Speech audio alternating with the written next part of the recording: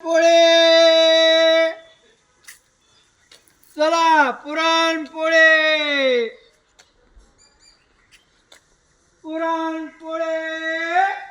वयाच्या 64व्या वर्षी डोक्यावर पुरणपोळ्यांची टोपली घेऊन दररोज 15 ते 20 किलोमीटर पायपीट करणारा हा माणूस आज स्वतःचा ट्रॅक्टर घेतो आणि आपल्या कुटुंबाच्या संसाराला हातभार लावतो। ही आहे धुळे जिल्ह्यातील एका शेतकऱ्याची खरी प्रेरणादायी कहाणी।